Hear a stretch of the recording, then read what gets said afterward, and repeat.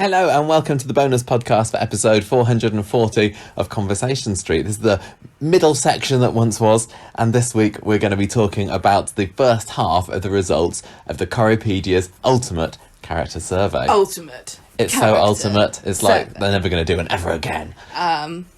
Who knows? So this is the survey that you may have heard us going on about a little bit over the summer. You might have even watched some of it. You might have. We did videos about it, of us making our picks, or Gemma making her picks. Oh, yeah. We recorded little intro and outro skits that got increasingly more elaborate and bizarre. Yeah. Now the results are finally here. Well, they've been coming out for about a month or so, haven't they? Because Corriepedia have been releasing every day the next instalment, character result, starting from 60. See, it ties in, doesn't it, to the 60th anniversary. And just this week, they released number 31. In fact, it was today, because we're recording this on Wednesday, and we just found out today who 31 is. And I thought, and this is also because I'm trying to do some bonus segments of the podcast that don't require any extra preparation on my half, I thought it'd be quite good to go through and talk about it, because I didn't realise at the time how Corriepedia would give the results of this, whether it'd all be in one go. It's been quite fun seeing every day. I thought it would be all in one go for some reason, but yeah, it's been great because they release a new one every day, so you can digest it bit by bit to find out who the top 60 characters are. Yeah, and we are doing our reaction. Yeah. And we've been looking at it each day, but I can't remember everything. It's not like we're going to be surprised by what we see, but I'm sure that we will have some reactions of some bits of disbelief and some bits of, yeah, that's about right. So just to explain what the survey was, it was conducted by Corriepedia, which is coronationstreet.fandom.com,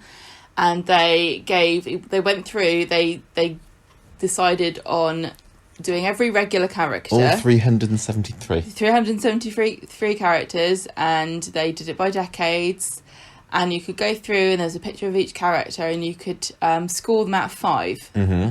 And then at the end, they totted up everybody's results and put them all in order according to who got the highest They did scores. Lots of maths. Or they had some kind of calculator or spreadsheet. So there are more characters that in this survey than have ever been before, because they expanded it. I think the last time they did this was for the 50th. Yes. And it was only I don't know how many that was out of, but it wasn't. I don't think it was all the regulars, no. So for the first time, the Hopkins family got their chance to shine. Yeah, they've not made it in 60 to 30 they or might 31. Be in the top 30s, you never know. And the Mortons. Exactly. Well, I do hope that once this is all over, we get to see the full top 373, because I'd quite like to know who comes in 373rd place. Just the shame of being voted the least interesting. I mean, there were certainly quite a few characters on the list when we went through it where we were like, don't really remember who you are, or can't say very much about you. At least the Mortons, we know who they are. So yeah, it could be someone even more obscure than that. But anyway, I don't want this to turn to yet another Morton bashing bonus podcast. We've already done an hour on We've got 30 characters to talk through this evening, and even if we talk about each one for a couple of minutes, that could keep us going for an hour. So let's crack right on with number 60 in the list, and this is a character who came number 77 in the 50th anniversary survey that Corriepedia did, and it was Sarah Barlow. I think that's quite interesting. That seems low to me. I would have maybe expected Sarah Lou to come high. What were your reactions to that? It's difficult to say, because this is for every single character that's ever been in Coronation Street. And I think, I don't know, this is the trouble. Like, if I were to put all the characters in order, how would my final list, what would it look like? I think saying that she's in the top, what's this mate? Like the top 5th of all characters? Ish.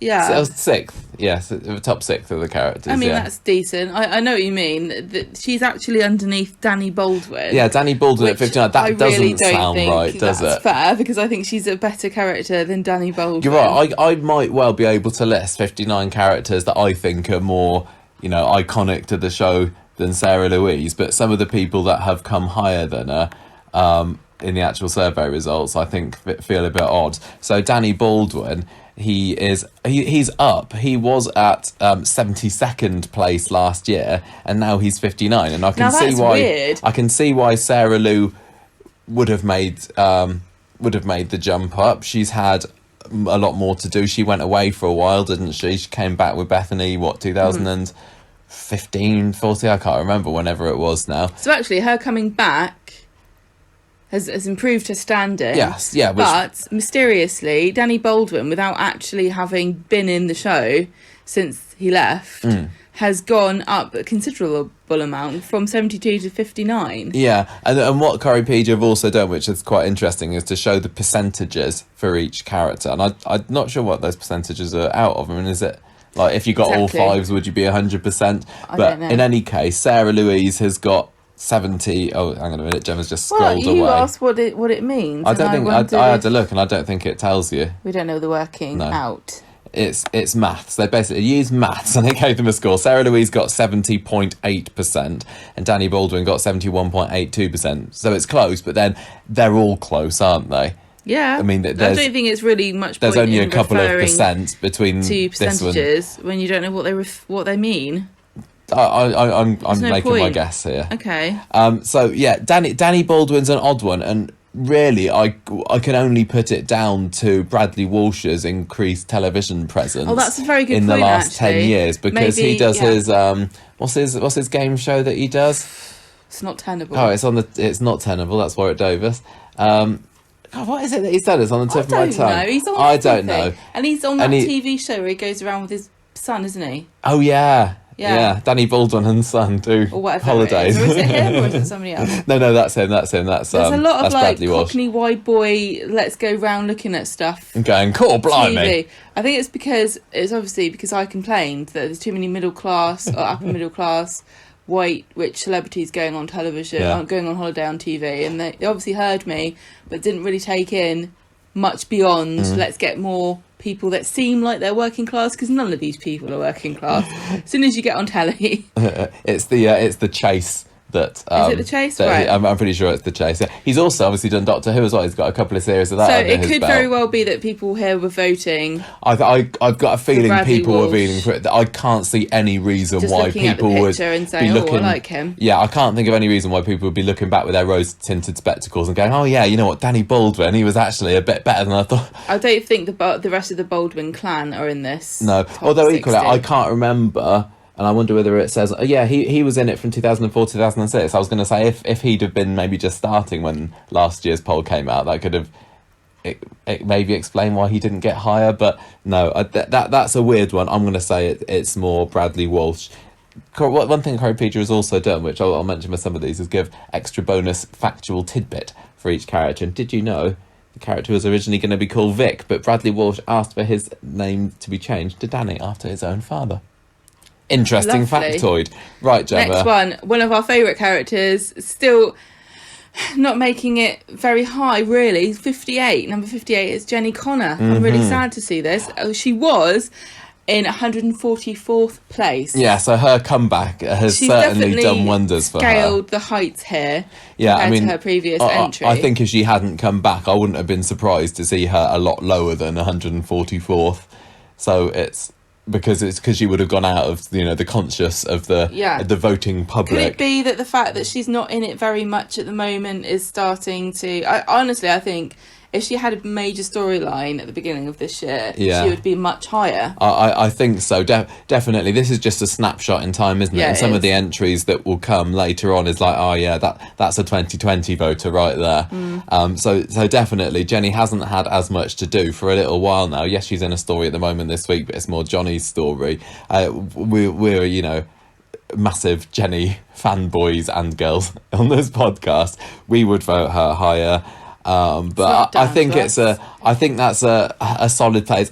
I wish that she'd made it into the top 50. Yeah. But you never know, maybe next time. It'd be interesting to see which other rovers, landlords and landladies get higher than her. Is she the lowest one? I don't know. I don't know whether we seen Toya yet. Okay. Next place is fit number 57, and it's Maud Grimes. Yeah. And funnily enough, she was 57th place last time. Yeah, a non-mover. And very, very interesting. She's put the brakes on the wheelchair. she's I wouldn't say very famous character, but she seems to have captured people's hearts. Yeah, no, I think that's down to the ITV3 repeats at the moment, because we're seeing the mid to late 90s on that, and this is Maud's era. So I think if Corrie we hadn't been fans, seeing that she would have rolled down. I think if you're taking this character survey, it's because you kind of like Coronation Street quite a bit, and so the chances of you also watching the repeats are pretty high too, isn't it? So 57 for Maud Grimes, well done there. Yeah, and I've loved watching Maud. I liked watching her the first time, and then seeing on these ITV3 repeats has just cemented what a fantastic character that she was. Next place, 56th, and New that entry goes to Abby Franklin. Nice. I'm very pleased to see her on this top list. Yeah, top 60. I think coming in new for a character that's only been in the show for what, 3-4 years, and maybe 3 years. And for a character that came in as basically a villain, because she wasn't really, she was a pathetic, sad, drug-addled, poor excuse for her mum, abuser, really. Yeah. And she's turned it around. She's charming, likeable, funny. Sally Carmen's a delight to watch. They've also given her some really meaty stuff. Yeah, because she is a fantastic actress, and she can handle it. To some big storylines, and a lot of them do revolve around her. Personally, rather than her being on the periphery of somebody else's big story. Yeah, I agree. She is one to watch. I think that if we were to do this survey again in 10 years' time, she could be higher if she keeps on going the way that she's doing. So I'm dead chuffed to see that Abby has appeared there. 55th, down from 66th last time, is Jason. Sorry, up from 60. I don't know how numbers work. Is Jason Grimshaw. So just pipping Abby there. Who has been on television. He's done that ladding about abroad in India, hasn't he? Lads Abroad, and he also was in Big Brother. Yes. Celebrity Big Brother. Yeah, no, this is another perfect example of if that Celebrity Big Brother series, which was, 2-3 years ago, if that was airing this summer. Ryan Thomas. Yeah, if that was airing this summer, he'd probably been a lot higher, but he gained an awful lot of sympathy and adoration of the British public on that appearance, and that was also when he was wrongfully accused yes, of we won't go into it. No, it doesn't deserve to be spoken about. No, and I comparing Jason to Abby, I think I've got more love for Abby, but that's just because in my heart she's a current character and everything. But I would say that is a decent and deserved position for Jason. Actually, I think. I sometimes worry that Jason will one day get forgotten about, but when I think back to him, it's like he was good, actually. Yeah, he is. I mean, at the moment he's in Thailand because he's waiting for the scandal of his father being a murderer to blow over. So I think he overestimated the memory length of most of the residents of Weatherfield because they've probably even forgotten it happened. Very true, but you know what? With Gary still being in on that secret about who actually killed Callum, could come out. Jason just waiting to come back. Yeah, I think that fits him. Yeah. That one. Now, number 54, another new entry. Whoa, Pat Phelan. That. I'm what? Think that's very low, almost surprisingly low. And I know he's a controversial character, and some people absolutely hated him. That's why I think he's so low. I'd be quite interested to see how was the vote split on that. Was there lots of fives, lots of ones? I reckon so, because the people who did not like that character, it went far beyond just I don't like this character. It went into the realm of this character's ruining Coronation Street. I don't like the show anymore because I don't like this story, and the story dominated the year that he was. But then on the flip side, the Phelan fans like us just were absolutely singing his praises, and this is one of the best new characters Coronation Street's had a long time. And the fact that he was talked about in the same breath as Richard Hillman, who was the ultimate iconic Coronation Street baddie, and the discussion was, has Phelan topped Richard Hillman? And some people say yes, some people say no. To me, it feels like he should be higher, and I agree with especially as it's not been that long ago since he's gone, so we haven't got the excuse of people have forgotten about him. I'm actually really, really surprised and disappointed that he's so low. According to Corriepedia, he is the highest kill count of any Coronation Street character, which is pretty impressive. I'd be interested to see Played, if of course, by Conor McIntyre. if this survey happens again. Will he get higher? Will people look back and go, actually, he was pretty good? Or yeah, I don't know. It just doesn't will the feel people that right. hated him mellow with age, or Yeah. will their hatred only grow stronger in their hearts?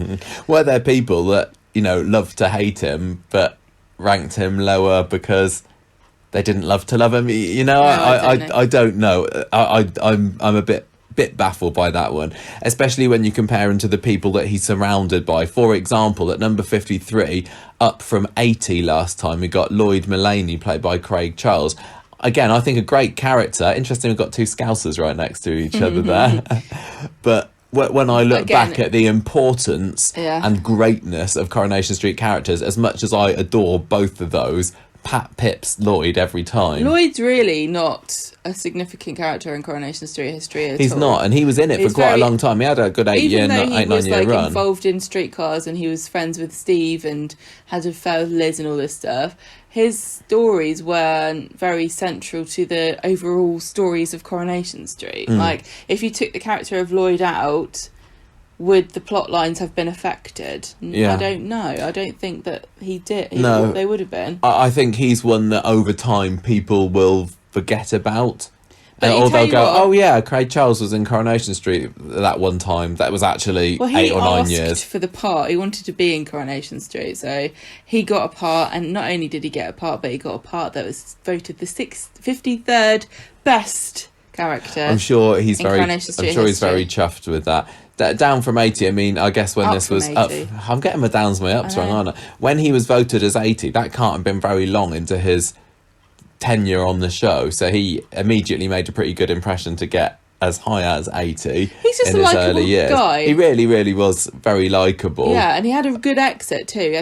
He had a feel good exit, which was good. Good, and I think that helps. Hopefully, not a permanent exit. You're right. He didn't dribble out, did he? No, and also don't forget that he has.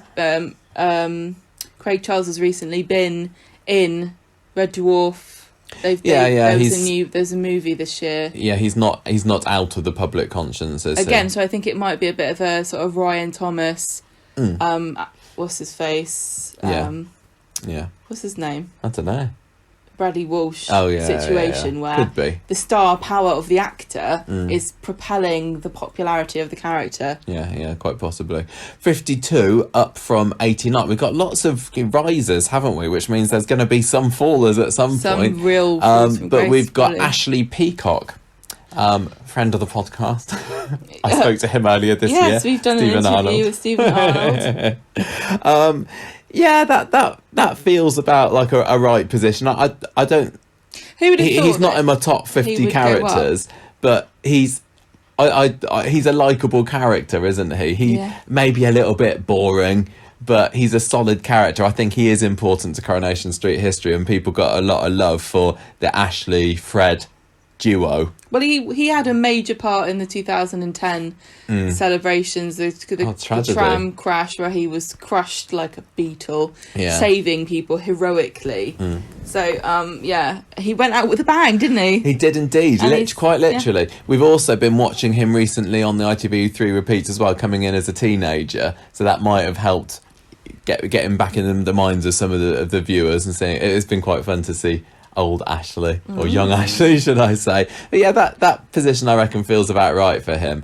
Now, we were talking about villains earlier with Pat Phelan, and just a couple of places higher than him is the original OG bad man. Yeah, Alan Bradley. So he gets 7 places higher than his daughter Jenny. Interesting that Alan Bradley is still so fondly remembered. Played by Mark Eden, who is married to Sue Nichols in real life. Yeah, I mean, he is again a climber. I don't know why particularly Alan Bradley would climb from 78 to 51. I don't think there's been a whole lot. No, I don't know, but perhaps people are. It's difficult to know because obviously Corriepedia's been around for long enough to have done the 2010 character survey, but I do think that people can find out more easily about the history of some of the characters and watch things on YouTube. And so these characters who are kind of historically significant to the show, like Alan Bradley, going up in popularity doesn't really surprise me, because perhaps 10 years ago it wasn't as easy to find out about a TV character that you hadn't seen the first time around. Whereas now, I mean, I know they had the repeats on Granada though, so I'm not sure, but it's a lot more accessible now. It's so much more accessible. You can find out, you can read about them, you can watch their clips, which would have been harder 10 years ago. Yeah, no, currently Alan Bradley's still a little bit of a mystery to us, isn't he? We're just in 1986 at the moment on our DVD rewatch. We're going slowly through that. And he's made some appearances, and so far he's not especially remarkable. No. But I'm watching him with the knowledge of what he becomes, and like I'm mistrusting him already, and I don't think he was supposed to be a main character when he was first introduced. He doesn't appear to. So he ends up pretending to be Len. Is that how he was introduced? No, he hasn't done that yet. He's introduced after Jenny's mum is knocked down by the car. As you said previously, that Corriepedia has some interesting facts. One of the facts about Alan Bradley is Alan's villainous turn came about when writer Peter Wiley had the idea he'd masquerade as Len Fairclough in order to defraud Rita. Before that, he'd never intended to be a long-term character. No. So I think that's probably why he is a bit bland on the first few initial appearance. He's come in, what we're watching at the moment, as somebody who's trying to reconnect with his estranged daughter, who doesn't want to know him, but also he's starting now to fall for Rita, who's fostering Jenny. He's very, very unremarkable at the moment. I'm looking forward to seeing when he takes this villainous turn, because that certainly gives him, the oomph that takes him right through to the end of the 1980s. But yeah, interesting. Heightened appearance in the. I just can't talk this evening. Importance. I'm surprised he's gone up the charts. I would have thought that he might have been a slipper. Oh well, he's not. He's a grower. So the next one. Now we're in the top 50. The next entry is Tina Mcintyre, played by Michelle Keegan, and she is now 50, and she was 58. Yeah, another raiser. Slight raise. Again, this is probably because Michelle Keegan has been in a lot of television shows since, but also she didn't leave the show until, was it 2013, 14, I would say, around then. So she hadn't been killed off yet when the first survey had been done, and she definitely became more important prior to her death, and that whodunit was a very important part of Coronation Street's stories that year. So it makes sense to me that she went up. It does, because people are remembering. Equally, I think people were getting a bit more sick of Tina by the time that she did leave. I don't think she was popular when she died. No, not particularly. She had that affair with Peter. Made her look a bit bad. Made both of them look a bit bad. Yeah, but I mean, it's not a huge move from 50 to 58. That seems like it makes sense to me. She's also a fairly famous barmaid as well. Yeah, I personally wouldn't put her above. I mean, I wouldn't put her above Lloyd. I wouldn't put her above Jason. I wouldn't put her above Pat, Abby, Maud, pretty much Jenny, Sarah, Lou. A lot of the people that I've mentioned, she to me is not as great a character. But yeah, Michelle Keegan has kind of got some of the star power, but then so have they as well. Michelle Keegan has got a lot more star power than I think you realise. Yeah, you haven't watched anything that she's been in. No, she's done that. Was it Our Girl with that soldier? Isn't she also in? Oh, I'm not going to say because I don't know. Well, let's move on. So we do have a big character at number 49.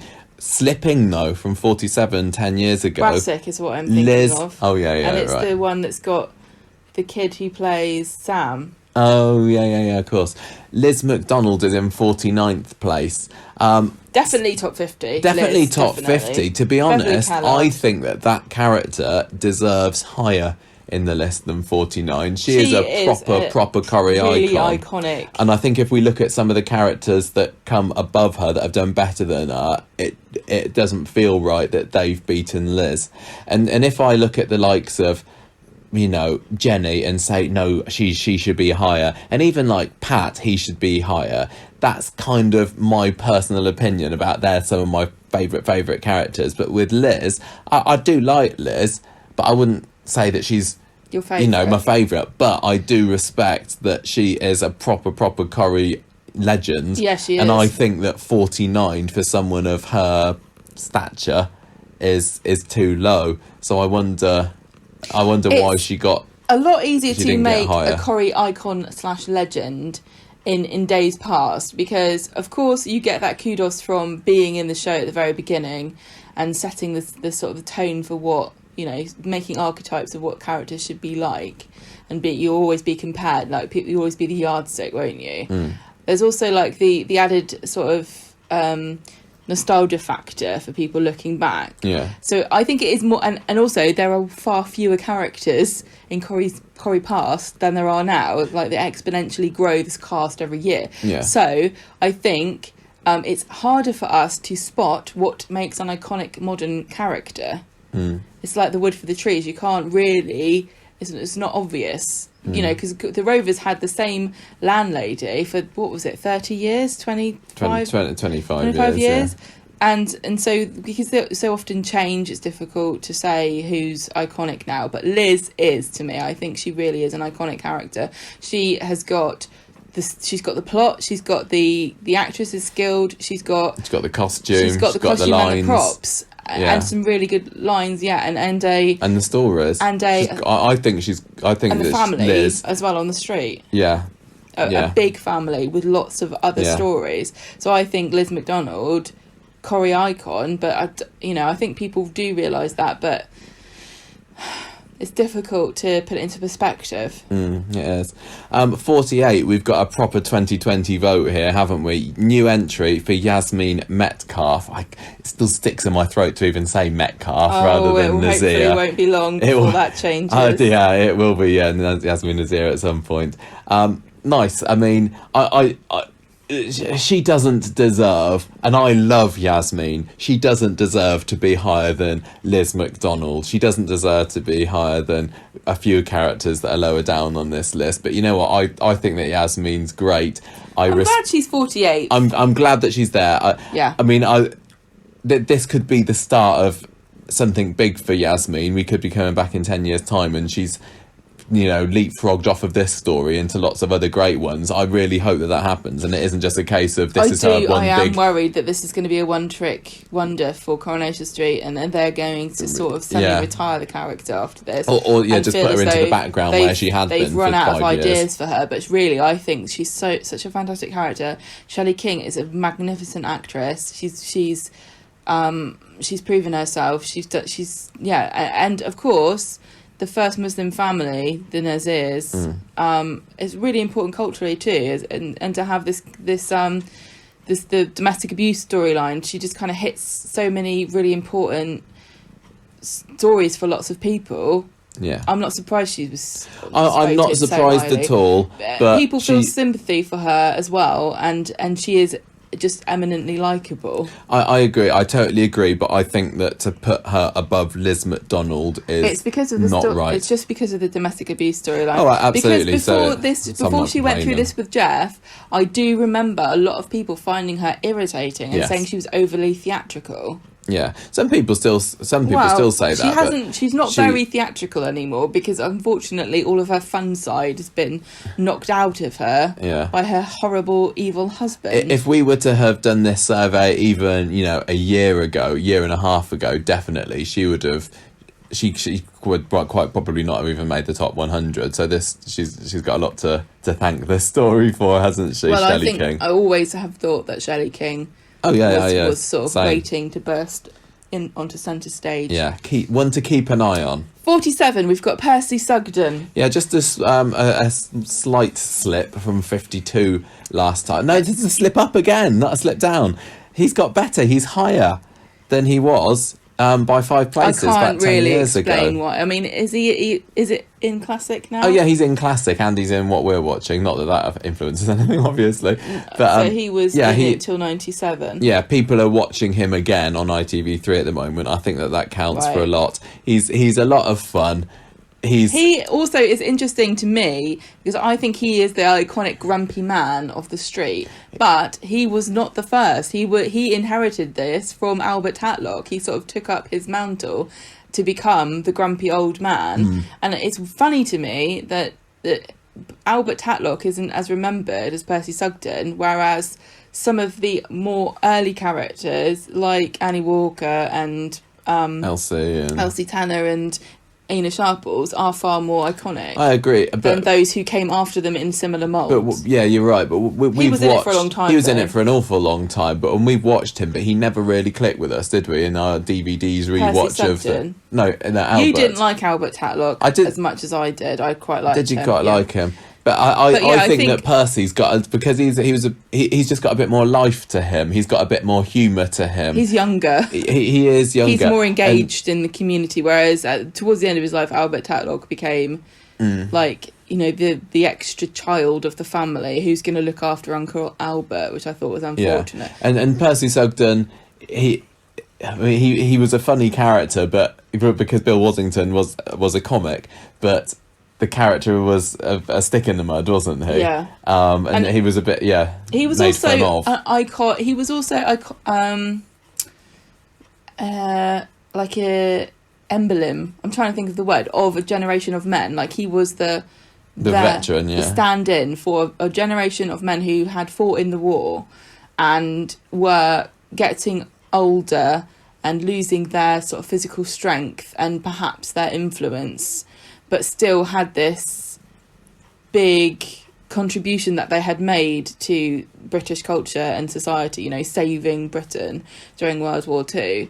And we all are like, when I was a kid, this was just how old people were. They all had fought in the war, they'd all been in the war. And he was like that distillation of that kind of person, wasn't he? We don't have people like that anymore. No, not really. The generation hasn't been completely lost, but certainly unfortunately dwindling. Yes. Yeah, no, I really enjoy watching Percy. I don't have a bad word to say about Percy Sugden, really. He's one of those, every scene he's in, he's going to do a good job, and just very, very, very pompous, but always played in character. Yes, I think.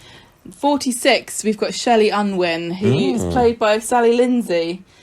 Yeah, so she was 45 last time, so she has gone down one place, but she's basically I not don't moved. think you can really make a comment on why that would be. Interesting. She's another one that I would have expected to have disappeared from the Corrie conscious. Yeah, I was going to say that even not moving is actually quite an achievement, because not only are there more characters now that have been introduced in the last 10 years, but also there are more characters in the survey overall. Yeah. So you're right. Staying where you are is improving almost. Yeah, well, though interestingly, a lot of the characters that we've met so far, and just having a look up the rest of the list that we'll be talking about today, there aren't very many who are in the 2010s. It'll be interesting to see. There's the top. I can see 1, 2, 3, 4, 5. Yeah, 5 new entries. Yeah, not many though. So it'll be interesting to see, is the top 30, does that have more new entries in, or is it a case that Corrie fans, the voters, aren't considering the current characters to be as iconic or deserving of fives than others? But Shelley, I thought that she might have gone down a bit. There's no reason particularly Corrie-wise why she should still be remembered so much, apart from maybe the fact that we've got the domestic abuse story going at the moment, and people are saying, maybe that's making the memory of Shelley and her suffering at the hands of Charlie Stubbs kind of get roused in their brains. I liked Shelley, but I've kind of forgotten a lot about her. Yeah, me too. I know that I quite liked her, but couldn't really say I couldn't tell you much about her. I don't really and I haven't got any strong memories of her. I think that she probably should be a bit lower on the list, I would say. Well, anyway, interestingly, the next one is Peter Barlow, and last year he was 46th place, and now he's 45th so he's swapped places with Shelley. And Shelly Unwin is 46th, but she was 45, so they have literally swapped over. Yeah. Now, Peter Barlow is obviously a huge character in the story of Coronation Street as a whole. Played by Chris Gascoigne currently, but 6 previous actors have played him, including somebody who had a Scottish accent. Yes. he's in big storylines very, very frequently.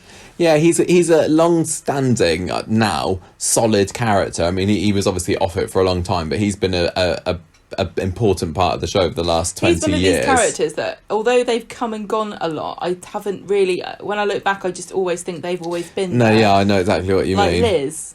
Yeah. In and out of it, you know, not frequently, but enough that it's a big deal that he's gone and come back.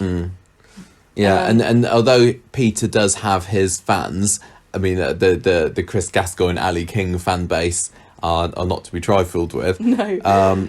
I think that this position is about fitting for him, because I still, looking back at him, don't think that he's super iconic. There isn't a single Peter Barlow story that I can put my finger on and say that is what put Peter Barlow on the map. Yes, I can say, oh, you remember the bigamy story? He's had remember the alcoholic fairly story? Substantial, big stories, but he hasn't had like the main story of a year. No. But then again, I think that they often give those to characters that don't have many other stories. Like Yasmine got catapulted right into the middle of the biggest storyline of the year from nowhere. But I mean, often they Pretty do. much. It's not unusual for them to bring out the usual standards of Leanne and Michelle and Yeah. I just don't I don't think that Peter is as iconic as a lot of the ones that have made it higher. Well, he's not. So I think that this is a good place Peter. for him. I mean, I don't dislike him, but I'm not gonna.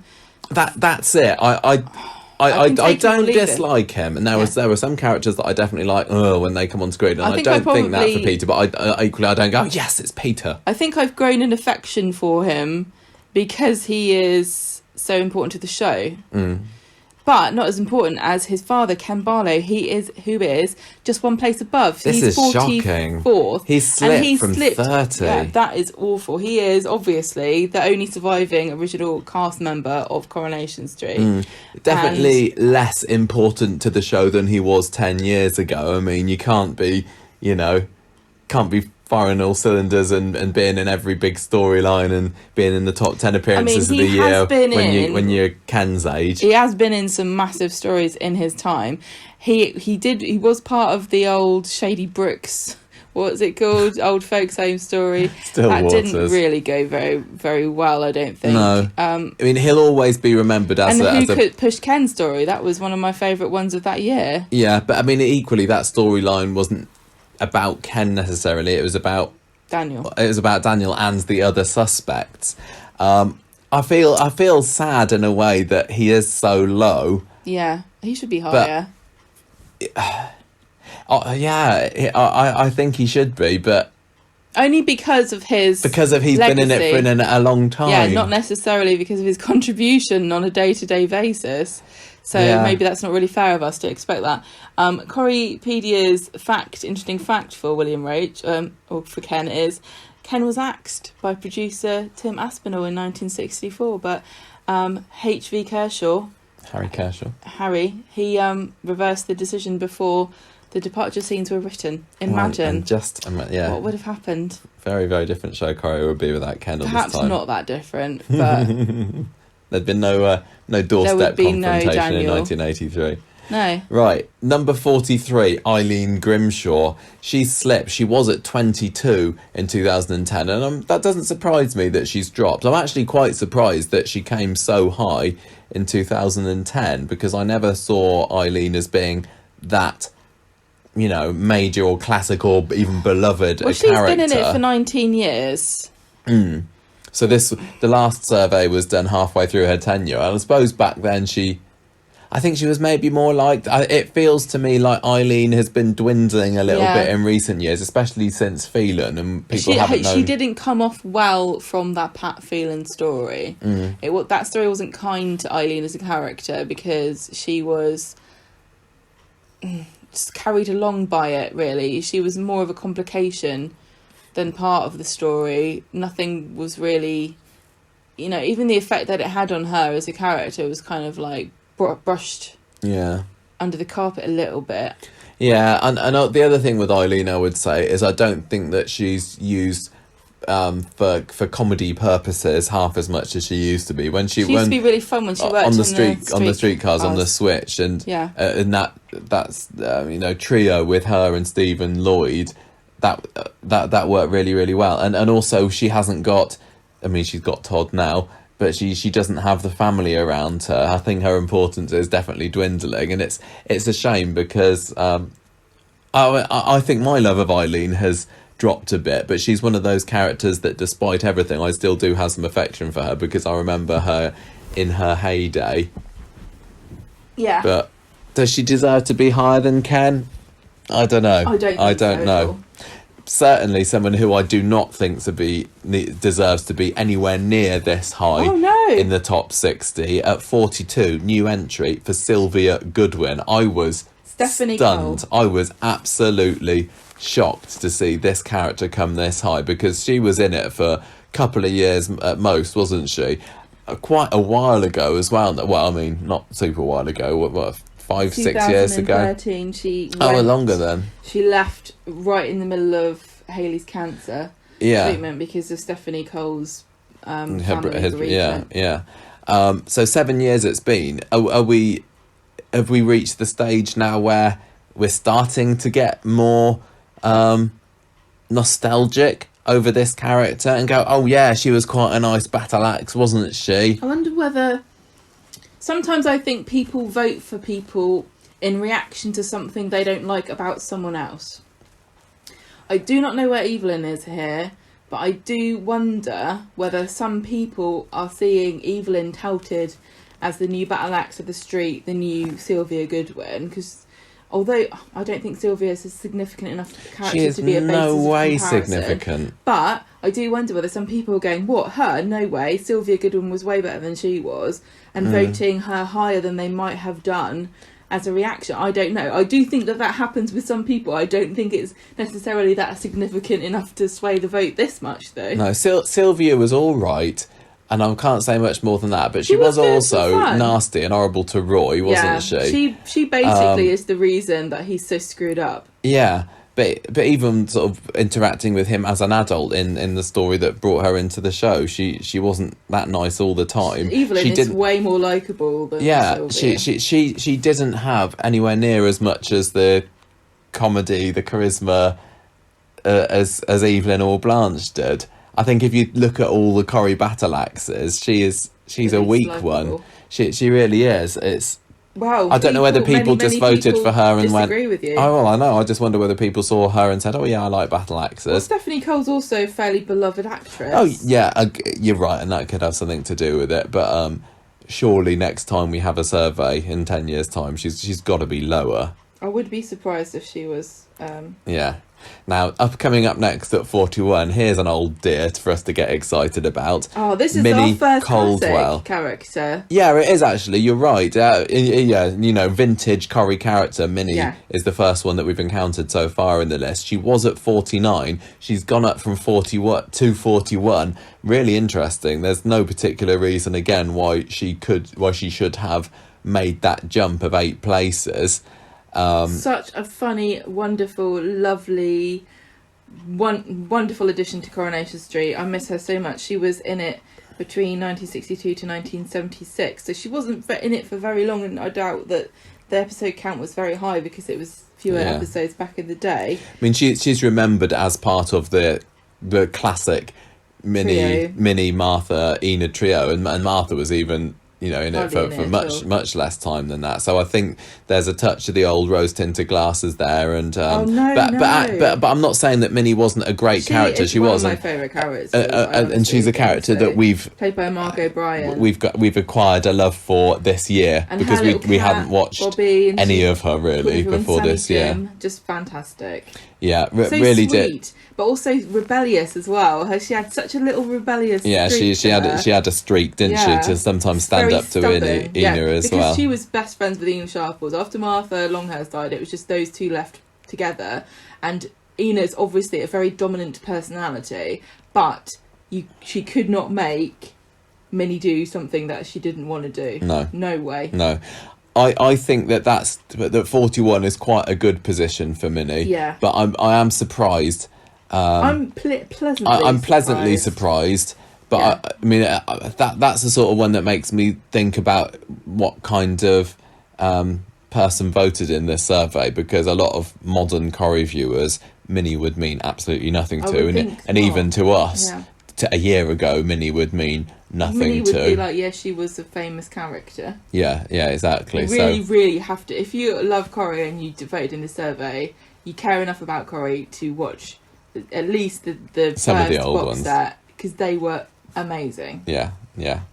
Next up, we're into the top 40, Gemma. Top 40, we've got Mary Taylor, played by Patty Clare. Oh, look at this jump. From 93 up to 40. Now, Yeah. that's impressive. Now, of course, she is a very comic character, and she has won awards for Best Comedy Character. Have you got on your Corriepedia page there when Mary made her first appearance? Because I wonder if she first appeared on the show around about when this survey was done. 2000, no. She's No. not a new entry, is she? No. She's not a new entry, 2008, but so I guess. okay, so she'd been in the That's show the a couple first- of years. I don't know if that's when she first appeared in it. Oh, I would say it must have been around about then, and she hadn't been was in it for very long. she was spotted She was and a in lot and out for more a bit the insane at first the few beginning years. as well, because we had this big storyline where she kidnapped And she kidnapped Norris Norris. Cole. Yeah, she's been toned down, in the crazy stakes since the beginning, but she's still, very unique, shall we say? and I would say sometimes to the point of irritation. So I've got to be in the right mood to enjoy a Mary scene. Sometimes she can be great. Sometimes it's like you're grating, and you pushed it a bit too far there. But she's definitely very, very beloved of many Corrie viewers now. We've seen more of her human side in the past few years, thanks to the story with Jude. I've enjoyed watching her relationship with Tracy, for example. I can't imagine a Corrie without Mary, as much as she drives me up the wall sometimes. And I think that 40 is an acceptable position in my mind for Interesting her. fact from Corriepedia, they've written, before landing the part of Mary, Patty Clare was so determined to win a role in the programme that she continually wrote to the casting director and even scripted characters for herself. That's so funny. That's amazing. You guys have to go onto Corriepedia to read the rundown of all these characters, because there's an interesting fact for everybody and information about what the characters were, who they were, and what storylines they were in. So earlier, going to look. we had Ken and Peter Barlow right next to each other in the voting. Here we've got Norris and Mary right next to each other in the voting as well. Norris Cole's 39. Ex-husband and wife. Yeah. They're not still married. Are they still? Now, Did they divorce? I don't even remember anymore. I can't. They must have done. Well, yeah, because Norris is married. Oh to yeah, Frida. of course. Derp. Now here's the first big fall. Yeah, really big fall. Norris in the past was 12th place, and now he's 39th. Some of these rises and falls are fairly meaningless because of how close the percentages are. But when you get a jump like we did for Mary from 93 to 40, and a fall like we're getting from 12 to 39 for Norris, that to me is very significant, that there's been a huge shift in opinion on these particular characters. I feel a bit as though this is unfair because Malcolm Hebden's health issues have meant that he can't be in the show very much. But why have people? I don't know why. Why don't they love him as much anymore? I think it was. I don't think it's that they don't love him as much as they used to. I just think he's not in it as much, so he's not as relevant. There's a lot of other characters And here beloved. that aren't as relevant as him. Oh, I don't so know why what's has he happened. slipped? I really And it's don't only been know. a couple of years that he's been out. Maybe it was the stuff with him and Frida. Possibly. I mean, I think that even before he left, he was dwindling in importance. And I know that some people... I think as he got older, he became a bit more cantankerous, and he wasn't quite as sharp or as funny as he had been, maybe. It's a really That's difficult a good one. question. He was a bit more of a nasty old man in his final years. Yeah. A bit more vindictive. Yeah, and I can certainly say thinking back to how he was like 10 years ago when the 50th anniversary survey was carried out. He was much more key member of the cast, and he had a lot more funny, kind of snarky, snidey lines, and you know, and a bit. And there was his relationship with Blanche as well. He was kind of a hanger-oner there. And yeah, I think he was a lot more fundamental to the show. Yeah, I think that's what I'm trying to say. That's yeah. really, and he's fallen because he's not anymore, and that's really no reflection on people's opinions of him. I don't know. I just don't. I can't think that people dislike him a significant amount more than they did 10 years ago.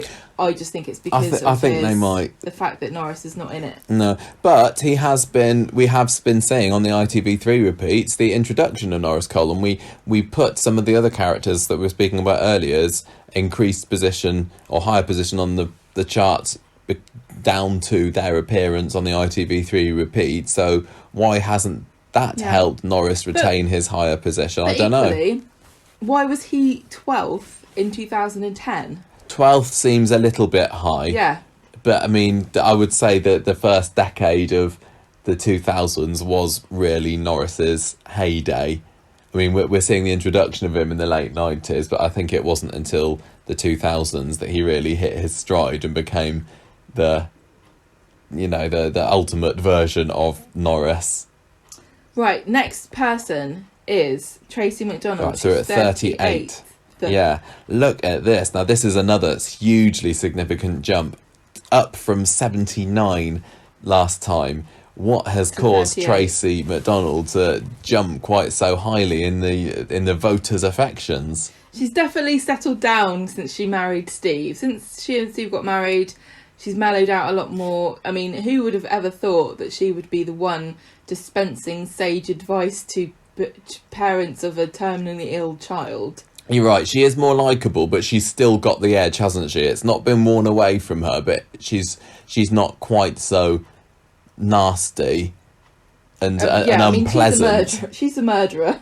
As she had been. I think also the longer the period of time between her and her murder, the more people forget that she did it. Because I think some people still hold it against her, but I think as time goes on, people kind of have to give it up a bit, the grudge that they've got against her. Yeah, and that would definitely be true of the Tracy voters in 2010, because when she killed Charlie, 2007 maybe, so it would have been relatively fresh in their minds there. And actually, that probably was when Tracy was in prison as well, wasn't she, I would say, in 2010. So she had been literally out of the show for a little while when people were voting at that point.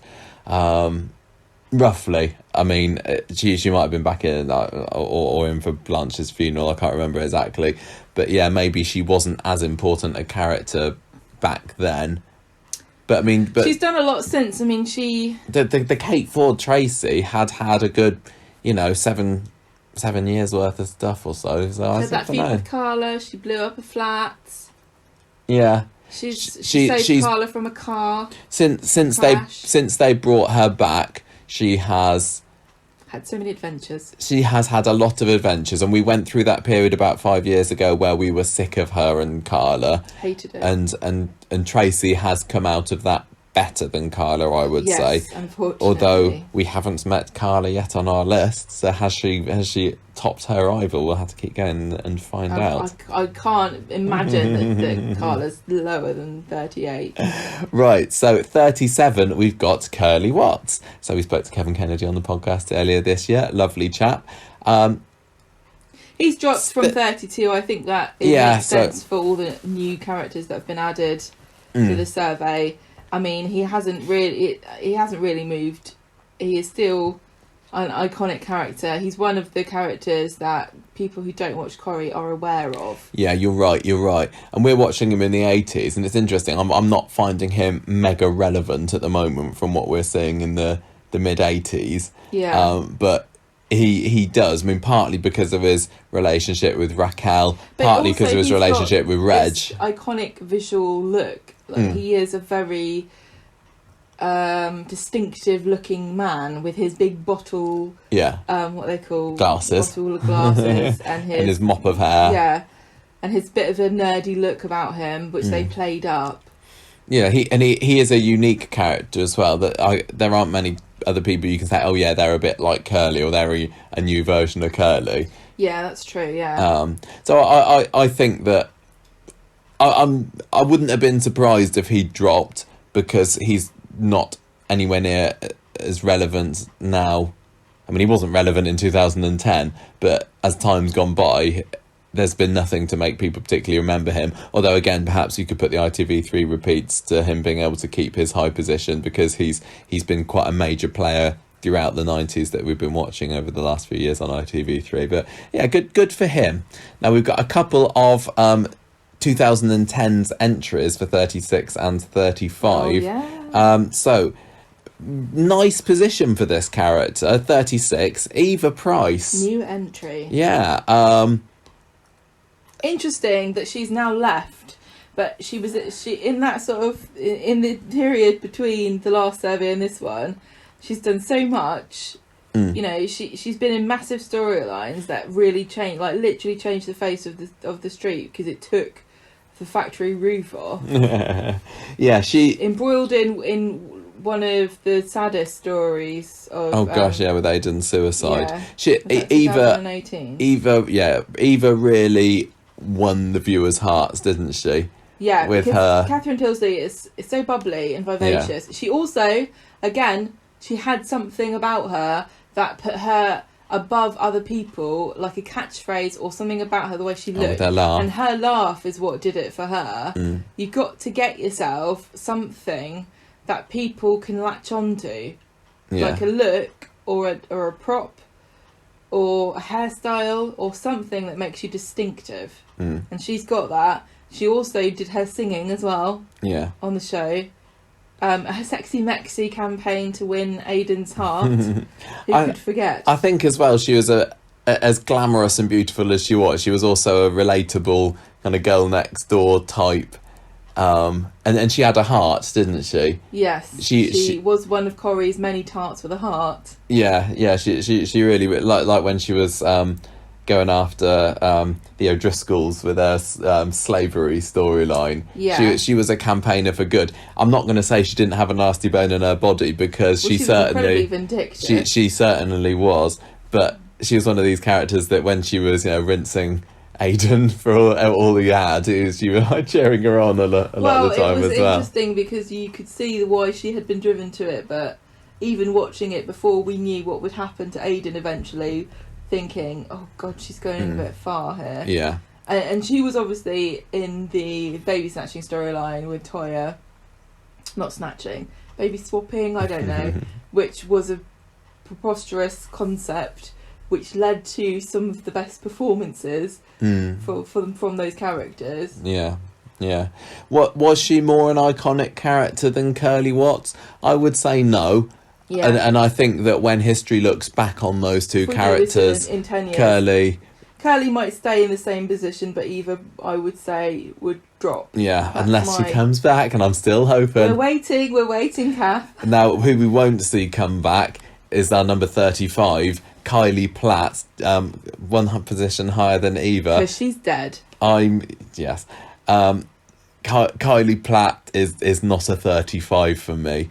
I'm quite surprised that she's come this high up, because it's been long enough that since she was stabbed to death on the street that people could have forgotten about her. So fair play to her for still getting that many votes. Elaine, I think it's you are biased against Kylie. You never really liked her. So you never really liked her with David. I never really took to her. I don't think that your opinion is the one that many people share. No, I know. And I personally much prefer Kylie and David. If I think of David's partner, I still think of Kylie, because to me they were the perfect couple. I really suited each other far more than Shona and David suit one another. I think that David and Tina were a pretty ultimate couple. Actually, I really like those two together. Kylie Kylie was the perfect click partner with me, and she was involved in so many great stories. I am not surprised that she's 35th. She wasn't in it for very long, though, and she had a really tragic either. ending as well. That ending, I think that goes a long way to whether people remember you or not. Think about Natasha Blakeman, who was barely a memory in anybody's thoughts, apart from her fantastic screw you, you're cool, screw you, bye, I'm gone exit. Now she's back again. But Natasha Blakeman's not going to be on this list, is she? We haven't met her yet, but, no, but I'm saying, I don't think she's going to be in the top 34. Important enough to be in the top 100 of Corrie characters, but I am saying that one of the reasons that they remembered that character at all is her ending, and so the fact that Kylie is so high when she was stabbed to death with David Platt, who's also an incredibly popular character, crying in the street with blood all over him. That's going to leave people with a memory that then they will look back on and say, God, yeah, that was brilliant. I'm going to vote Kylie. I agree with all you're saying. But you can't bring yourself to care about Kylie. How hard. And she went through all the drug stuff and everything, so I'm not going to deny she was an important member of the cast when she was in it. Sister to Becky. I know. One of my all-time favourite characters. Who we also haven't met yet, so she'd definitely be in the top 30, because if Kylie beats her sister out, then there's something going wrong here. I just never warmed her as much as everybody else, and I don't think, honestly, when I compare her to some of the people we've already had, Kylie Platt should not be higher than Tracy Mcdonald, Curly Watts, Mary Taylor, Ken Barlow. The list goes on of people that Kylie Platt is not more important than in Coronation Street history. Survey. No, I'm saying generally, this isn't in the Corrie fandom, I honestly don't think that people think that Kylie Platt was more important than some of those ones I've just said. Next. But anyway, up next, 34th, up from 44 last time, very pleasantly surprising rise for Eddie Yates. Love Eddie Yates. Finally got to see him in his full glory on the discs of the classic episodes, and I can see why he is such a beloved character. Geoffrey Hughes is such a charismatic, charming, effortlessly charming, cheeky chappy, isn't he? He's most famous in England in the UK for playing keeping up appearances, and he's also in the royal family. And he passed away in 2012. Yeah, he died just a month or so before we started the podcast. So he, the fact that he is no longer with us, perhaps makes people think more fondly of him. I don't know. Maybe. So he was still alive when the first survey was done. He was seriously ill in 2010, but I don't know how many people knew. So I don't know what it could be that's made him, get more, get higher. I mean, he's gone up 10 positions. I don't know why, but I think that 34th is a decent and deserving place for him. He's absolutely a top 50 for me. I'm really sad that he ever left the show. I know. We could have had so many more years of Eddie. Hilda and Stan. I mean, you think of Stan and Hilda as like a really classic double act, but and when you have a double act like that, it's very difficult to imagine anything changing the chemistry, or you can add anything to it. But adding Eddie in was absolutely wonderful idea, and they worked so well together. They were like a little family. Such fun. Their little capers that they got up to. Oh, I wish I'd seen more of them. Well, we can always go back and watch. I know, more but I of wish they got to make more. Yeah. I can't say enough nice. I wonder, and maybe this is just big-headed of me, how much of some of what we said about some of these characters in the videos that we did and in our DVD commentaries helps, influence some people's votes. I would like to think that perhaps, maybe, but like you say, I think it perhaps might be a bit what's the word, presumptuous of us to imagine that anybody really cares what we think. But I'd like to think that some of the character profiles, for example, that we've done help people learn about characters that they haven't seen before. Especially now we're talking about things that we actually know about, whereas before we used to do profiles about characters that we'd never seen. Right, 33. We're getting close to finishing now. Just 3 more left. Up from 38 last time. So another rise for Alec Gilroy.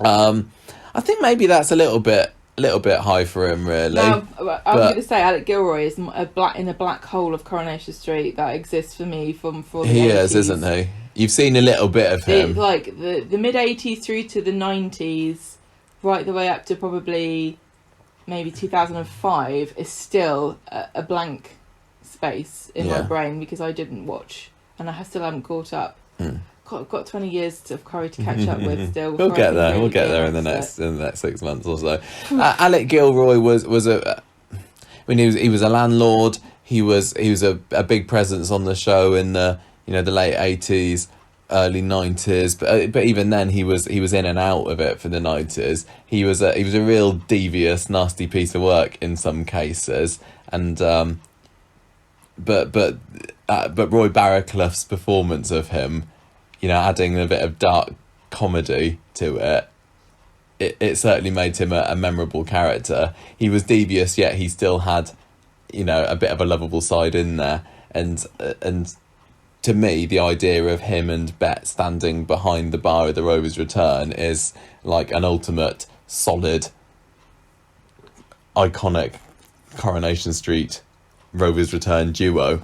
It was just how devious and underhanded and nasty he was, and he had small man syndrome, and I think that maybe 33 is a little high for him, but I think he should be a top 50 at least, and I certainly don't begrudge him that place there. We have now got here's an interesting fall. 32nd position, down from 25th, Steve Mcdonald. We've not seen a whole lot of falls in this so far, have we? We've seen an awful lot of rises, but Steve has slipped 7 places in the last 10 years. Oh dear. Get his agent on the phone. Not surprised. And out of a lot of the current characters on Coronation Street, I've been very, very aware of the decline in viewers' affections towards Steve, because I remember when we first started doing the podcast and it was the thing to say, oh, Steve's my favourite character, I love Steve, Steve's one of the best things on Coronation Street. People, when I used to read the Coronation Street blog as we were starting the podcast, when people were doing the fan of the week, Steve's name would come up again and again and again as a favourite person on Coronation Street. Sort especially of like what happened with Carla, because Carla was like the primo female character for people to say they liked. Yeah, well, let's talk about Carla as well, because actually she's made 31. Now she has risen, interestingly, just from 36 to 31, so not a particularly notable rise. That's interesting. But yeah, Steve, I've definitely seen slip in the viewers' affections. I think because he's not getting as many serious storylines. Of course, he's in the midst of a serious storyline at the moment, but he's kind of got the curse of Coronation Street buffoonery. That might be why. He's not as serious or believable or real feeling to me, or somebody who should be taken seriously as he was back 10 years ago, and he still had a lot of fun back in 2010 and before, but I think people are growing wary of his silliness, and it's the the middle-aged embarrassing dad Steve that we've got at the moment, that isn't quite as fun to watch as the ducker and diver. I know, but he's still young 32nd. up and coming businessman. Oh yeah, and I think he is super important to the show. He's just not as important as he used to be. And I think I hope that there can be a turnaround. He deserves a turnaround. But the thing is, you're still talking about this like it's a tragedy that he's 32nd instead of 25th, and talking about him when we spoke more glowingly about characters who were, Yeah, you're right. 58. I mean, it's a good position for him. He is very, very important to the show. I mean, what I don't understand, I suppose, is why he's 32nd, yet Liz was, where was she, in the 50s? Yeah. Where is Liz? I'm just looking. Yeah, 49 Liz came. So that's quite a notable difference between those two characters. Really on a par with one another. I would as well. They're both Liz being more significant. They've both got their ups and downs, but with he was landlord as well. I mean, wasn't he? So when this quiz was the first one, when he was 25th, he was the landlord. So that's probably enough to account for dropping. Maybe. Because that has a big impact on where you appear. Although it's not doing Jenny many favours with her No, I know, 58 or whatever she at the moment. Interesting fact from Corriepedia, Steve holds several records on the programme. He's had 9 wedding days, 7 marriages, 5 wives, and conceived 9 children. 9 children, goodness me. Yeah. I in my head, Steve and Liz are absolutely on level pegging on Coronation Street importantness. There's no Steve without Liz, no Liz without Steve. But don't forget... Sorry. And whilst Jim has not as great a character as Jim is, he's not as important because of all the time he's had off the show, and Andy's obviously, faded into nothingness in the mindset of many Coronation Street viewers. Liz and Steve have been a constant, although, like you said earlier, Liz has had her time off of the show. I just feel that they, if anybody should be tied together, almost like exactly the same percentage. Yeah, I know. To me, it's Liz and Steve, but if maybe Liz could maybe be tipping him, but yeah, don't interesting. Forget also Liz is not in the show anymore, and that not current sometimes. Yeah, but she was. We didn't know that she had left when this. I can't remember. Voting.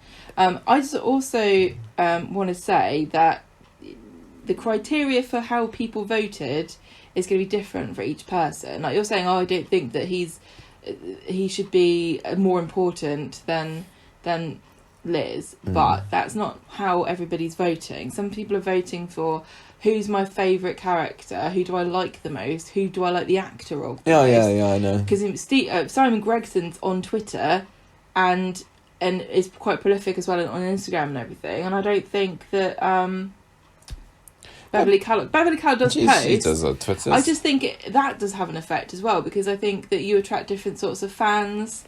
And those fans, and some groups are more likely to vote on things like this than others. Like we saw how vocal the Connor fan base were. They were huge on Twitter, and I don't know whether that translated off of the medium of Twitter to anything significant, but it certainly was significant on Twitter. Yeah, it'll be interesting to see as we get up to the upper echelons of the results next time. Is there any really obvious fan basing that's going to affect the results? Because in the 2010 survey, Sophie Webster came 4th, I think, because that was right in the middle of her Sophie and Sian thing, which really captured the hearts of a certain corner of the Corrie fan base, and there's no way that Sophie ever deserved to be in any top 5 of a Coronation Street Ultimate Characters survey. So yeah, I'm interested to see. I don't think currently there are any fan bases as big as theirs was then. I don't think so. But if we were to have done this survey like 2 years ago, Rana and Kate would be right up there. And they would have voted only for them and perhaps voted ones for everybody else. I don't know. Maybe. But the other thing also is that some people are voting here and going, well, I don't know who that is, I'll give them a 1 instead of voting no, but just not voting. And some people are going to be going through and going, well, I fancy her, I fancy her, I fancy her. Yeah. And some people are going to be going, well, I've been told that Minnie Caldwell's an important character, so I should give her a 5. Yeah. Really, there's no consensus for what makes the best character, and that's why everybody likes Coronation Street for different reasons, and that's why having a big cast is kind of a sort of blessing and a curse. Yeah. So our 31, as we said earlier, was Carla Connor. So she has indeed beaten Tracy in the Ultimate Rivalry stakes. I think that Carla has not come, personally, I don't think she's come out of the feud with Tracy very well at all. No, but Tracy has absolutely recovered in my eyes, and I still don't think Carla's quite there. She had a bit of time off the show as well. She's come back and she's not been quite as good since. They bravely used her to tackle mental health issues. Yeah. And, I mean, we've spoken before about mental health stigma in men versus women. But it manifests, I mean, lots of people would like to say that it's easier for women to say they've got mental health problems and men not. But I think there's stigma against both genders, but it manifests in different ways. So sympathy for, say, Steve, who had depression, and Aidan, who also, who killed himself. that sort of generated a big well of sympathy of people saying, "Oh gosh, I didn't know this happened." Whereas Carla, I think, has become a kind of a dull character, and I think this there's a stigma around female mental health as well, as like, it's just expected of women to not be able to cope with things. Maybe. And Carla's suffering under that a little bit, because although she's showing strength in admitting it, she's lost her she's lost her mojo. She's lost her fire. She's not in a position but you of see what I power mean? anymore. Like when a man, when Coronation Street tackles male mental health, it's a big deal and it's sort of trailblazing. And when they tackle female mental health, it's like, well, yeah, we know women can't cope with stress. That's how it sometimes feels. That's all I'm saying. I'm not saying it's Coronation Street's fault. I'm just saying that the stigma exists for both genders, and it's really important not to lose sight of the fact that women also suffer from stigma. It's not like we live in a rosy world where a woman can turn up and say, "I'm sad," and the doctor gives you, helps you. Like, women also still can't get equal treatment for health issues. No. Women's health issues in general are not taken seriously by doctors. So I think that I feel bad for Carla's character, because she's been scapegoated a little bit to demonstrate mental health stuff, and she's done a really good job even of it. these most powerful characters it's difficult to feel engaged with her because of that. I hope that. But I do know another thing I want to say. I do know that people have specifically called out Carla as helping them get through their own mental health struggles, and saying that she's a really powerful character for that reason, and it's really, really helped them to see her on the screen. So I really would. 31st. I'd still really, really, really want to see over the next 5-10 years of Corrie, for her to become more important and get some of that fire back. I really think she's on her way, and but it's a slow road to recovery for her. It's too slow for me. I know it's really slow, but actually it's realistic. This is the same problem we've come across with the Yasmine storyline, with the domestic abuse taking a long time to manifest itself, and people saying, "I'm sick of this, it's taking too long." Corrie is one of the very few programmes, soaps in general, one of the very few programmes that have the opportunity to show in real time how these things come to pass and how long these things take. Even the character of Peter Barlow is a really great example of Coronation Street using its massive time scale as an asset to show the struggle of somebody trying to overcome addiction. Yeah, so it does feel a bit like, many years here we go again. Here's Peter being stressed and getting tempted by alcohol. But that's true to life. And it is helpful to see, if you're perhaps struggling with addiction yourself, and maybe you're 5 years into being sober or conquering whatever it was you were addicted to, and you're like, "I'm really struggling today. I just don't think I can cut it. Nobody else seems to have this problem. Everyone else seems fine. It must be down to me. I must be weak." You see Peter Barlow, for the 6th, 7th time looking at a bottle of whiskey. It's true. It's true, and it's real. Yeah. And it's really important that Coronation Street does this, and I'm really proud of how they recognise their responsibility. Sometimes better in some stories than others, but they still put effort into reflecting real life. Yeah. Anyway, so that's the top 30. No, that's not the top 30. That's the bottom 30 of the top 30. 60. So there's lots of characters that we've not seen yet. But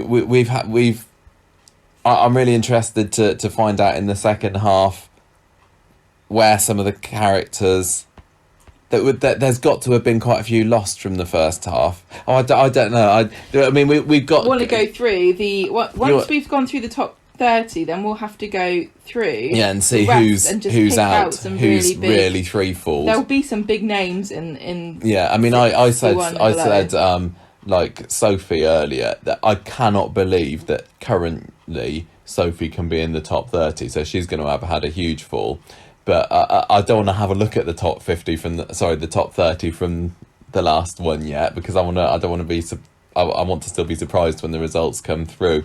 We're going to have Raquel, we're going to have Bet, we're going to have Jack and Vera, we're going to have Hilda, we're going to have Stan. There's not a lot of room in that top 30, because you've got you've got so many big names that still are unaccounted for. I really want to see Pat Phoenix in there. Sorry, yeah, she'll be in it. I hope so. But what I also want to know is, are there any 2010s characters in the top 30? Interesting to that discover. Will be so far we've got Kylie as our most popular character from the past 10 years. Can anybody beat her? We'll have to wait and see. We'll have to wait and see who is number one. Blanche was voted number one before. How's she going to get on? It's been over 10 years since we've had Blanche on the programme, I think.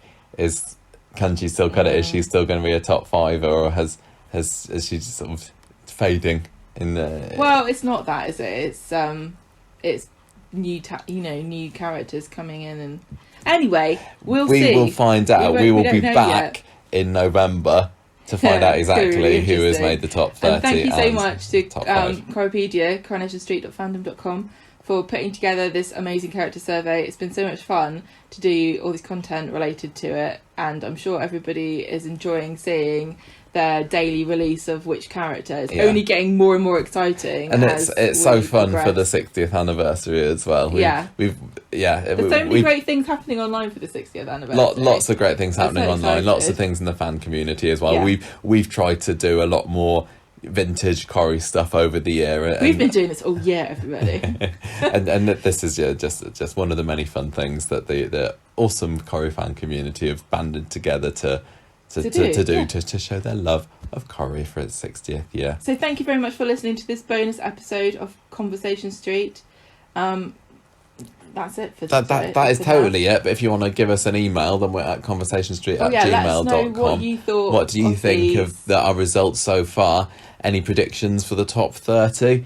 I'd really would like to come up with my own top character thing. Oh, it has to be so hard. I don't know how I would do it. I don't know how I would do it. I wouldn't even be able to give you my top 10. Yeah, it'd be a real struggle. Maybe but if anybody wants to have a bash at sending us your top, send us your top 5 and tell us when you watch what Corrie you've seen.